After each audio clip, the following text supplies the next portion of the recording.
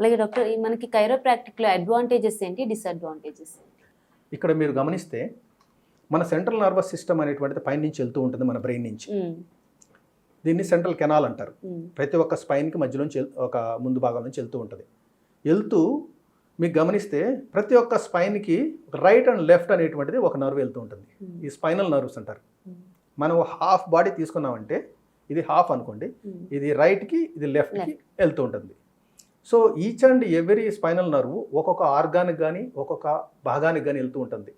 Like heart, lung, liver, kidney, చేతులకి అనేటువంటిది, కాళ్ళకి, ఒక్కొక్క అన్నిటికీ సప్లై అయ్యేది ఇదే కదా, స్పైనల్ నర్వ్ సప్లై అవుతుంటుంది. అవుతున్నప్పుడు ఇక్కడ ఏ నర్వ్ అయితే మీకు కంప్రెస్ అవుతూ ఉంటుందో దానికి సంబంధించిన సిగ్నల్ అన్నీ ఆగుతూ ఉంటాయి, లేదంటే సరిగా వెళ్ళకుండా ఉంటాయి.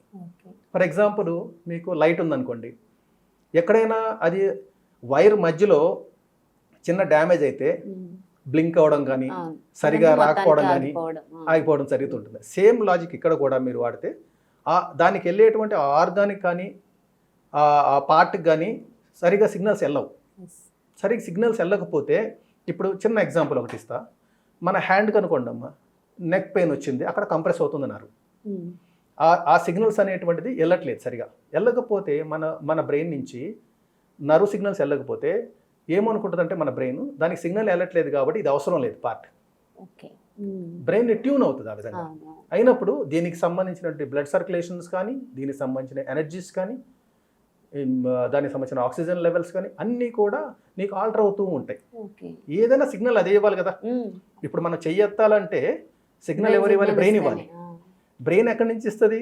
మళ్ళీ దాని ద్వారానే మళ్ళీ సిగ్నల్ ఇవ్వాలి. ఆ నర్వే మీకు సరిగా పని చేయట్లేదంటే మీకు సిగ్నల్ ఎలా ఇస్తుంది? వెళ్ళి ఇవ్వనప్పుడు పని చేయదు. సోగా ఏమవుతుంది? మజిల్ వేస్టింగ్ అయిపోతూ ఉంటుంది, వీక్ అయిపోతూ ఉంటుంది. వీక్ అయిపోయి మజిల్ అంతా వేస్ట్ అయిపోతుంది, మీకు బలం ఆగిపోతుంది, ఇంకా కొన్ని రోజులు పని చేయడమే ఆగిపోతుంది. Same logic. బెస్ట్ ఎగ్జాంపుల్ ఇంకోటి ఇస్తాను. కోవిడ్ టైంలో చాలామందికి మీకు లంగ్ ఇన్ఫెక్షన్స్ రావడం వల్ల చెస్ట్ అనేటువంటిది బ్రీతింగ్ కెపాసిటీ ఆగిపోయింది. చాలామందికి సరిగా లేదు. వాళ్ళు రికవరీ అయిన తర్వాత కూడా పోస్ట్ కోవిడ్లో బ్రీతింగ్ అనేటువంటిది ఇంతకు ముందున్నంత బ్రీతింగ్ కెపాసిటీ రావట్లేదు.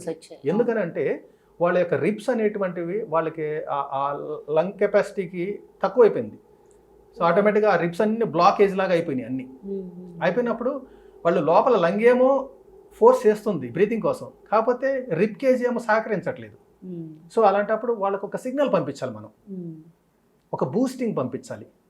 ఆ బూస్టింగ్ ఎవరు ఇవ్వాలి? మేము కైరోప్రాక్టిక్లో నేను ప్రాక్టికల్ ఎగ్జాంపుల్స్ చాలా ఉన్నాయి నా దగ్గర వచ్చినటువంటి ఒక 100 కేసెస్లో మోర్ దెన్ 90 కేసెస్ వాళ్ళ బ్రీతింగ్ కెపాసిటీ పెరిగింది బికాస్ ఆఫ్ కైరోప్రాక్టిక్ అడ్జస్ట్మెంట్స్. మేము ఎప్పుడైతే ఆ స్పైన్ని, థొరాసిక్ స్పైన్ అడ్జస్ట్మెంట్ చేసి ఎప్పుడైతే సెంట్రల్ నర్వస్ సిస్టమ్ని పుల్ చేసినప్పుడు మీరు దానికి వెళ్ళేటువంటి సిగ్నల్స్ ఎప్పుడైతే బూస్టింగ్ అవుతుందో ఒక్కసారి బ్రీతింగ్ కెపాసిటీ పెరుగుతుంది. పెరిగినప్పుడు లంగ్ ఎక్స్పాండ్స్ అవుతుంది త్రూ రిబ్ కేజ్. ఎప్పుడైనా ఆ రిబ్ కేజ్ అనేటువంటిది అలా బ్లాక్ ఉంటుంది కదా, ఒకసారి ఓపెన్ అవ్వగానే మీకు లంగ్ కెపాసిటీ కూడా పెరుగుతూ ఉంటుంది. సో ఇది బెస్ట్ ఎగ్జాంపుల్. ఎవరైనా కూడా ఇలాంటి వాళ్ళు ఉంటే వాళ్ళకి చాలా మా దగ్గర టెస్టిమోనియల్స్ ఉన్నాయి అలాగా.